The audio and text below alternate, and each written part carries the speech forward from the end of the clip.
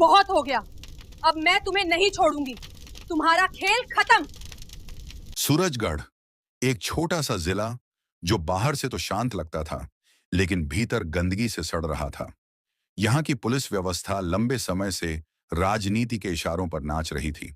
हर थाने में सच्चाई की आवाज को या तो दबा दिया जाता या आत्महत्या करार दे दिया जाता। लेकिन उस दिन एक नया नाम सूरजगढ़ की फाइलों में दर्ज होने वाला था।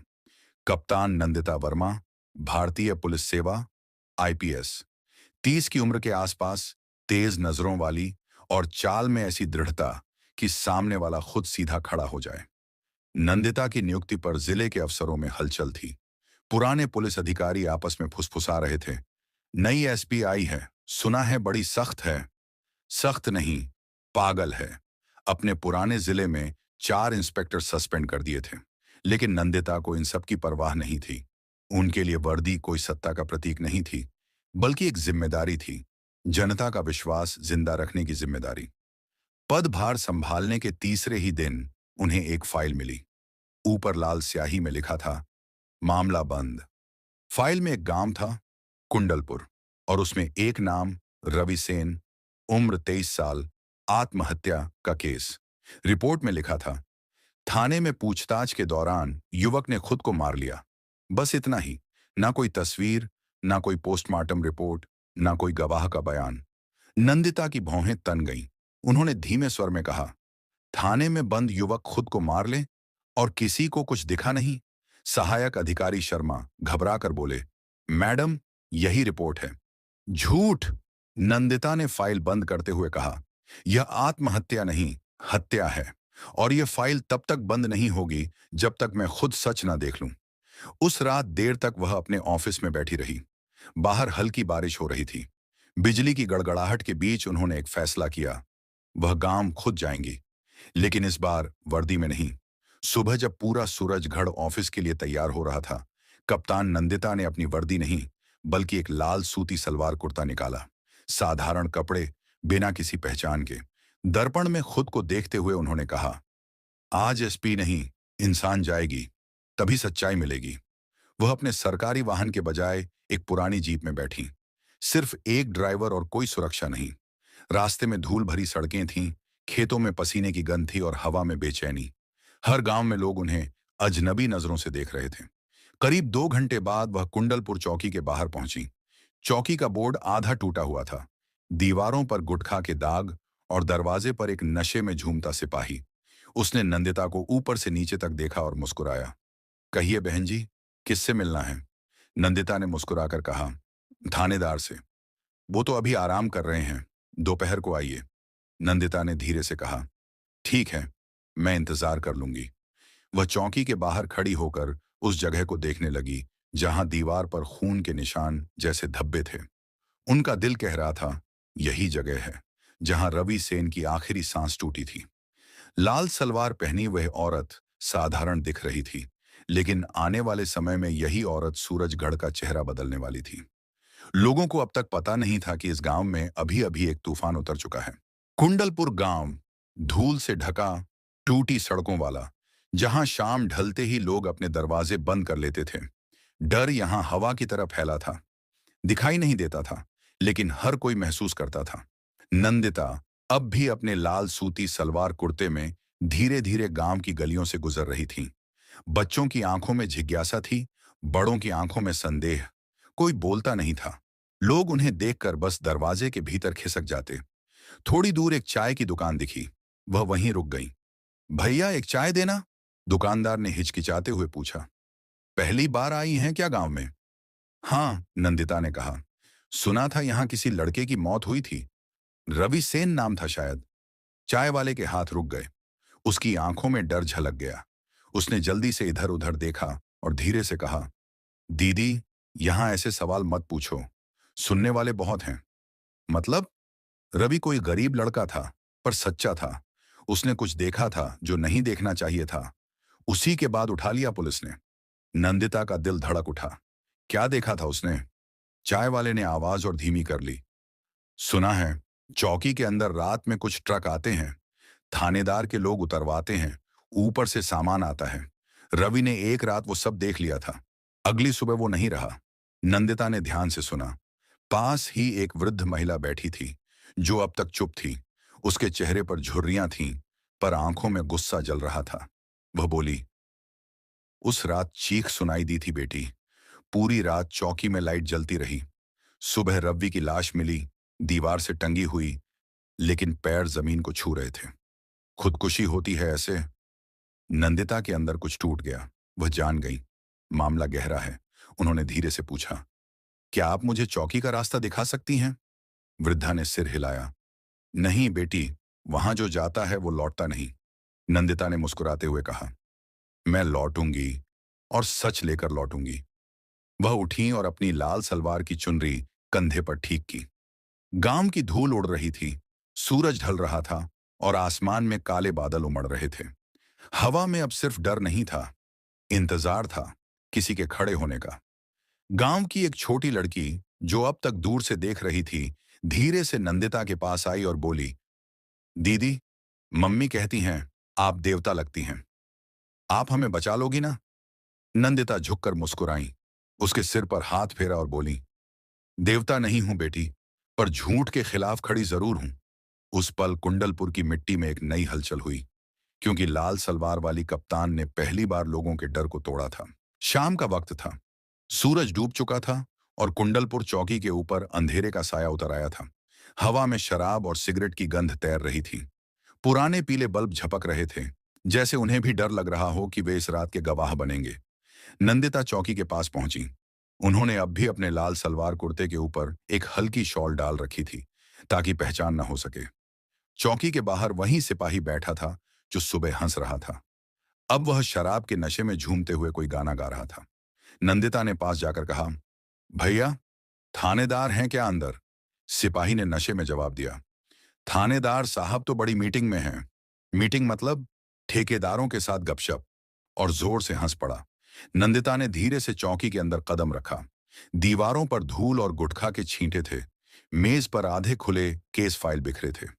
एक कोने में टूटी हुई कुर्सी पड़ी थी, और पास ही फर्श पर कुछ सूखे खून जैसे निशान थे। वह झुककर उन धब्बों को ध्यान से देखने लगी। ये पुराने नहीं लगते, बस कुछ हफ्तों के। उनका दिल धड़कने लगा। तभी पीछे से किसी की भारी आवाज आई, ओए, कौन है तू? नंदिता ने मुड़कर देखा। सामने थानेदार बालवीर सिंह खड़ा था। मोटा शरीर, आंखों में घमंड और गले में सोने की चेन। वह ऊपर से नीचे तक नंदिता को देखकर बोला, कौन हो तुम? मीडिया से हो क्या? नहीं, नंदिता ने शांत स्वर में कहा, बस गांव में आई थी, एक लड़के की मौत के बारे में सुनकर। थानेदार ने नकली हंसी हंसी, अरे वो मामला तो बंद हो गया, आत्महत्या थी, बेचारे का दिमाग खराब था। किसने कहा? रिपोर्ट में लिखा है। नंदिता ने उसकी आंखों में देखते हुए कहा, रिपोर्टें सच नहीं बोलती, लोग बोलते हैं। थानेदार कुछ पल के लिए ठिठक गया, फिर हंसते हुए बोला, लगता है तुम ज्यादा पूछताछ कर रही हो बहन जी। अच्छा होगा अब घर जाओ, नहीं तो। वह वाक्य पूरा करता उससे पहले नंदिता ने आंखें सीधी उसकी ओर टिकाईं। उन आंखों में ऐसी ठंडक थी कि थानेदार का चेहरा उतर गया। नहीं जाऊंगी, उसने ठंडे स्वर में कहा, आज रात यहीं रुकूंगी। थानेदार ने बनावटी मुस्कान के साथ कहा, जैसी आपकी मर्जी। लेकिन उसके चेहरे पर साफ लिखा था, यह औरत ज्यादा जानती है। रात गहराने लगी। चौकी के बाहर कुत्तों के भौंकने की आवाजें थीं, अंदर से फुसफुसाहटें। नंदिता एक टूटी कुर्सी पर बैठी थी। उनकी आंखें हर हरकत पर टिकी थीं। रात के करीब 1 बजे चौकी के पिछले दरवाजे से एक ट्रक आया। 3 आदमी कुछ बोरियां उतार रहे थे। थानेदार खुद बाहर निकला और बोला, जल्दी करो, ऊपर वालों तक खबर नहीं जानी चाहिए। नंदिता ने धीरे से अपनी जेब से एक छोटा कैमरा निकाला और सब रिकॉर्ड करने लगी। उन्हें अब यकीन हो गया था, रवि सेन की मौत एक रहस्य नहीं, हत्या थी। और चौकी, अपराध की फैक्ट्री। उनके भीतर की पुलिस अधिकारी अब जाग चुकी थी। वह जानती थी, सुबह से पहले सच्चाई सामने लाने की कीमत चुकानी पड़ेगी। पर उन्होंने तय कर लिया था, अब यह रात उनकी होगी। रात का समय 2:15। कुंडलपुर चौकी के ऊपर आसमान में बादल जमा थे, और बिजली दूर कहीं गरज रही थी। अंदर कप्तान नंदिता अब भी उस टूटी कुर्सी पर बैठी थी। आंखें खुली थीं, पर शरीर शांत। उनके मन में एक ही बात गूंज रही थी, सच सामने है, बस सबूत बचाने हैं। अचानक चौकी के अंदर से कदमों की आहट आई। धीरे धीरे 3 परछाइयां दीवार पर उभर आईं। एक थानेदार बालवीर सिंह की और बाकी 2 उसके साथी सिपाहियों की। उनके हाथों में डंडे और एक लोहे की रॉड थी। भाई साहब, वही औरत अंदर सो रही है। हाँ, औरत नहीं, जासूस है, बालवीर ने दबी आवाज में कहा। काम खत्म करो, किसी को पता नहीं चलना चाहिए। दरवाजा धीरे से खुला। पहला सिपाही आगे बढ़ा, दूसरा पीछे से बल्ब बंद करने ही वाला था कि तभी क्लिक। अचानक टॉर्च की रोशनी सीधी उनके चेहरों पर पड़ी। नंदिता खड़ी थी, आंखों में आग और हाथ में वही कैमरा। रुको वहीं, उनकी आवाज गूंज उठी। सिपाही ठिठक गए। बालवीर ने गुस्से में कहा, तू कौन होती है हमें रोकने वाली? नंदिता ने धीरे धीरे अपनी शॉल उतारी और उनकी आंखों के सामने पुलिस का बैज चमक उठा। मैं हूं एसपी नंदिता वर्मा। कुछ सेकंड के लिए सन्नाटा छा गया। तीनों के चेहरे से रंग उड़ गया। नंदिता आगे बढ़ी। जिस रवि सेन को तुमने मारा, उसकी आत्मा आज देख रही है तुम्हारा डर। बालवीर ने झूठी बहादुरी दिखाने की कोशिश की। देखो मैडम, गलत फहमी हो गई, आपसे गुजारिश है कि चुप, नंदिता ने चीख कर कहा। सच छिपाना अब तुम्हारे बस की बात नहीं। बालवीर ने अचानक अपने साथी को इशारा किया।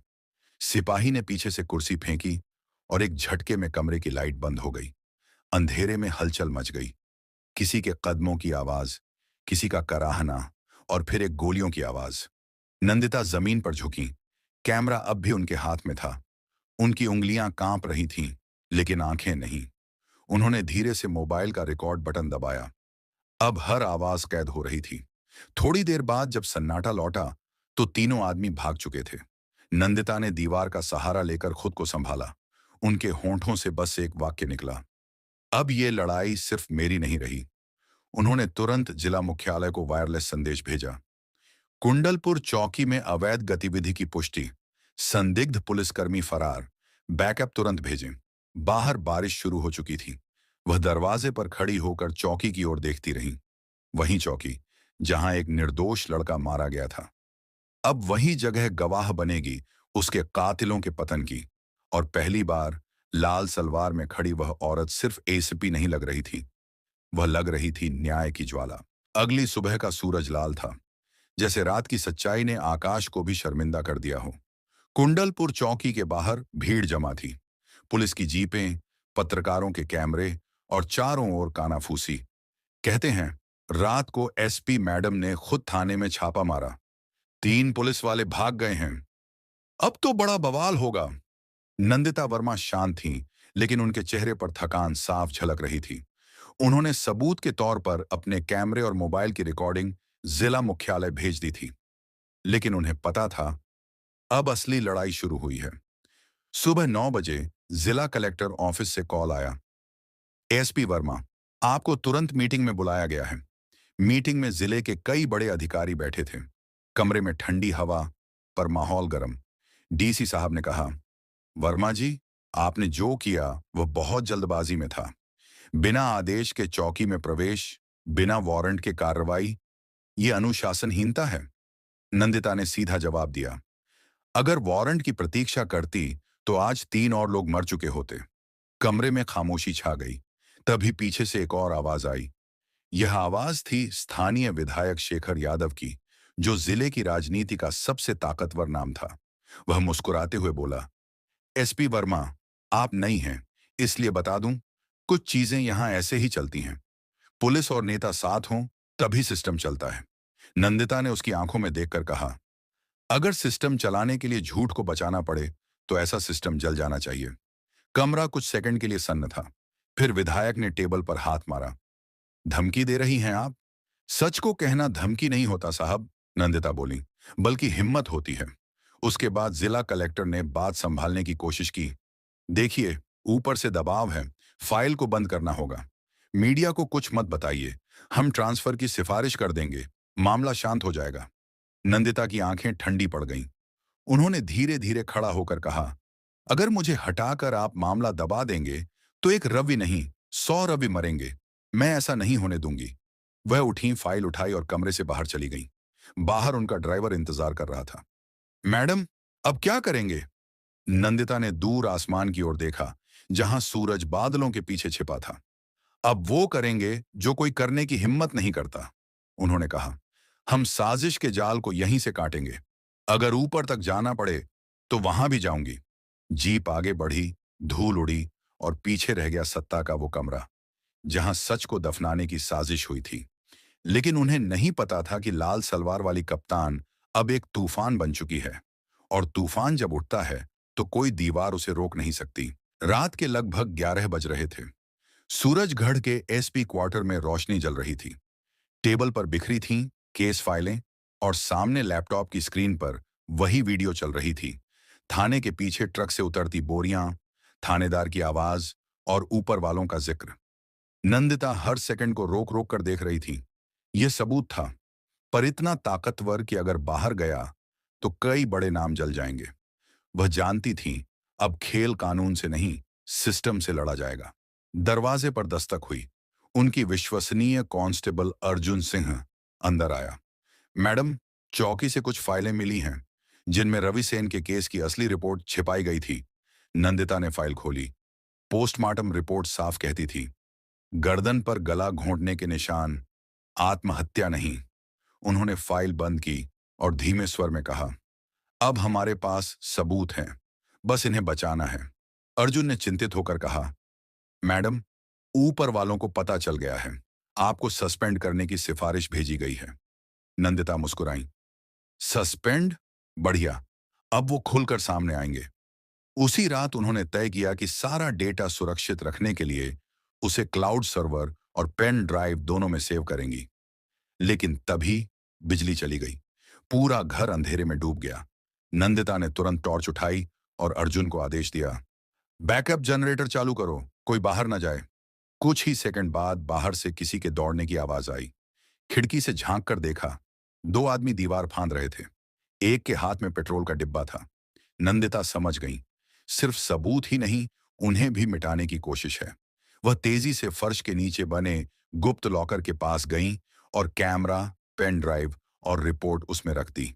फिर दीवार पर टंगी रिवॉल्वर निकाली। अर्जुन, दरवाजा बंद करो। दरवाजे पर धमाके शुरू हो गए। एसपी वर्मा, फाइलें सौंप दो, वरना अंजाम बुरा होगा। नंदिता ने जवाब दिया, फाइलें अब जनता की हैं, किसी की बपौती नहीं। अगले ही पल एक शीशा टूटा और आग की लपटें भीतर घुस आईं। कमरे में धुआं भर गया, लेकिन नंदिता शांत रही।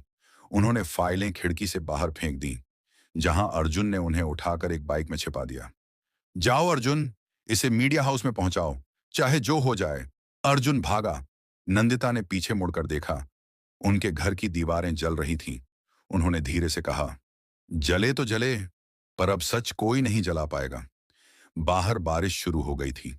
आग और बारिश आपस में लड़ रहे थे, और बीच में खड़ी वह लाल सलवार वाली कप्तान, जिसने पहली बार सिस्टम के भीतर के दानव को उसकी ही भाषा में जवाब दिया था।